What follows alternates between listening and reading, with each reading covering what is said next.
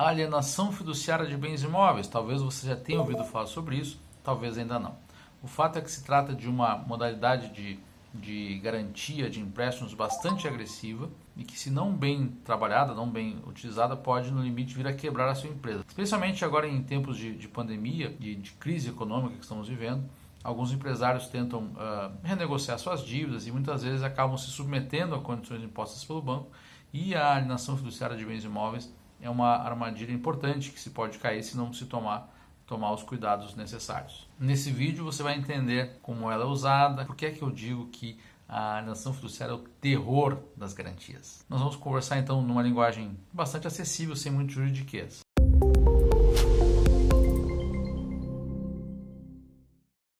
Então, se você é empresário, empreendedor, tem um negócio, eu quero te convidar para curtir esse vídeo, para se inscrever aqui no canal, porque a gente tem publicado matérias, vídeos semanalmente sobre temas de negociações bancárias. A primeira coisa que é necessário saber é que toda e qualquer operação bancária ela se dá com ou sem garantia, seja um financiamento para compra de algum equipamento, um capital de giro, um cheque especial, cartão de crédito, desconto de recebíveis, né? Sempre com ou sem garantia. As garantias mais comuns são o penhor e a hipoteca. A alienação fiduciária é relativamente recente em relação a essas outras. A de bens móveis já existe há mais tempo, já de bens imóveis a lei é de 97, mas começou a ser usada com mais frequência nos últimos anos. Talvez você já tenha ouvido aquela expressão de que o bem está alienado. O que significa isso? Quando você faz uma alienação fiduciária do seu bem, você dá o bem em garantia ao banco. A gente costuma dizer que a propriedade do bem ela é um pouco do banco e um pouco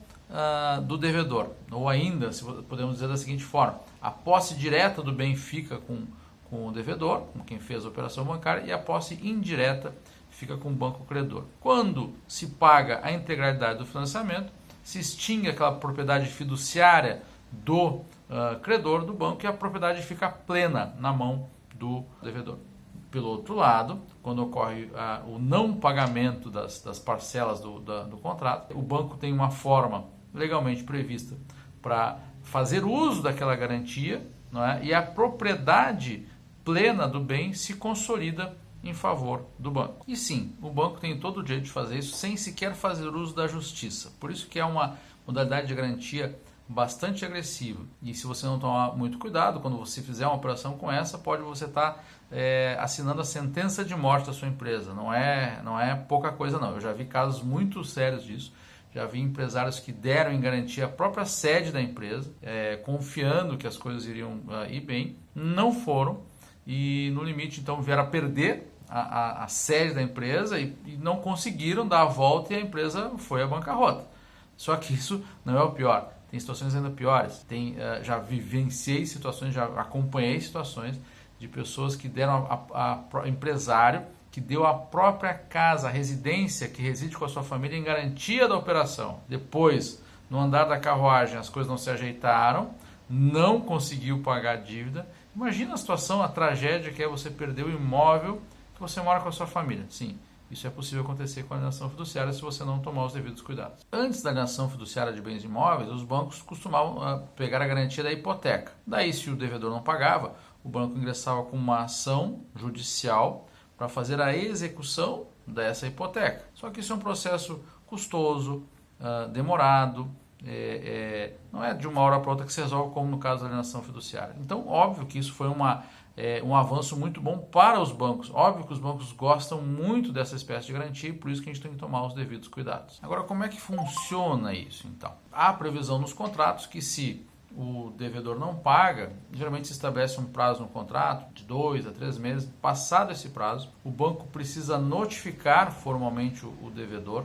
Essa notificação pode ser inclusive pelo cartório pode ser pelo cartório de documentos, pode ser pelo correio com carta de aviso de recebimento. E aí se dá um prazo de 15 dias para que o devedor coloque em dia o contrato. Pague todas as parcelas atrasadas, juros, correção monetária, honorário de advogado, outras taxas. Se o devedor não paga, o credor então pode pedir ao registro de imóveis, pega a certidão de que não foi feito o pagamento, vai ao registro de imóveis e se processa a consolidação da propriedade em nome do banco. A partir daquele momento o imóvel já não é mais seu e o banco faz então um leilão daquele imóvel, e aí a partir desse momento o comprador do imóvel passa a ter o direito de ser emitido na posse, é um termo técnico que se usa, ou seja, de ter a posse do bem, e você pode sofrer uma ação e sair à força do seu imóvel. Sim, isso pode acontecer, tanto no imóvel da empresa quanto no imóvel residencial. Não tem bem de família nessa situação. Bom, agora que você já sabe o que é alienação fiduciária, vamos olhar um pouquinho para as estratégias que os bancos utilizam e como é que você pode fugir dessas armadilhas. É razoavelmente comum que já no primeiro contrato o banco procure condicionar a feitura a concessão daquele empréstimo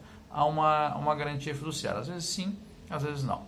Agora, em momentos de renegociação de dívida, que é algo que tem acontecido de maneira recorrente, repetida nos últimos dias, os bancos costumam nesse momento condicionar, inclusive ofertando uma condição melhor, uma taxa de juros melhor, um prazo melhor, parece ser um bom negócio, condicionam essa operação a que se dê uma garantia fiduciária. Por quê? Porque a partir daí, qualquer dificuldade que haja no negócio, o banco tem como fazer uso dessa garantia da forma como a gente vem falando. Isso é um barato que pode ser caro, muito caro. Mas ainda tem uma outra pegadinha que você deve ficar atento. Ainda mais nesse momento, né? É normal que a empresa tenha vários contratos, esses contratos vão ficando em aberto, e aí o gerente, o banco vem com uma ideia maravilhosa, entre aspas, que é consolidar esses diferentes contratos em apenas um contrato. Pega lá o seu capital de giro, cheque especial, cartão de crédito, outras operações que você tem e consolida numa única operação. Parece até que fica mais simples, de novo, parece que lhe dá uma condição melhor, né? Aparentemente é um bom negócio. Só que a partir daquele momento você vinculou todas as suas operações a esta garantia da alienação fiduciária, que é o terror das garantias. Então, a qualquer dificuldade que você tenha, de novo você está submetido a essa pressão, né? Então seria muito melhor que você tivesse deixado em aberto as operações, que o banco aí teria que tomar outras medidas que não seriam tão severas, tão graves como é a alienação fiduciária. E para fugir dessas armadilhas, a primeira coisa a saber é o seguinte: a alienação fiduciária deve ser a última possibilidade. Quando você não tiver mais outra alternativa, aí sim pode-se considerar essa possibilidade. A gente sabe que se você não pagar as dívidas, obviamente o banco pode ingressar com uma ação judicial contra você, mas isso é bem diferente, leva bem mais tempo, você tem como se reorganizar. É diferente do que a alienação fiduciária. Lembra, a partir da notificação são 15 dias para pagar. Então esse é um ponto importante para cuidar. Faz um orçamento, faz uma pesquisa nos outros bancos, o mercado está num movimento de ebulição, daqui a pouco se consegue uma condição melhor na concorrência, você não precisa se submeter. Uma outra possibilidade, se você for tratar de renegociar os seus débitos com o banco, é considerar a contratação de um profissional habilitado para fazer essa negociação para você. Muitas vezes a relação custo-benefício vale a pena, porque qualquer pequena diferença que se consiga, percentual, nas operações, pode representar uma boa diferença no final. Há também a possibilidade, não podemos deixar de considerar, a possibilidade da portabilidade, que você transfere aquelas operações que estão em andamento para um outro banco.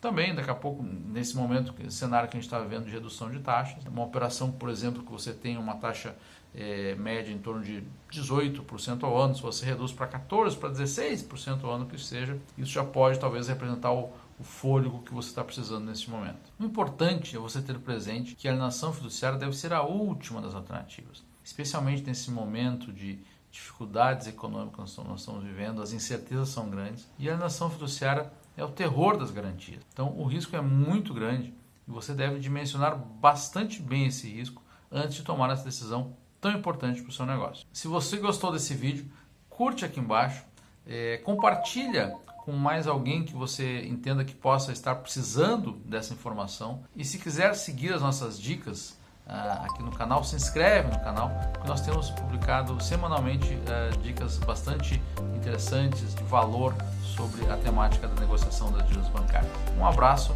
e até a próxima.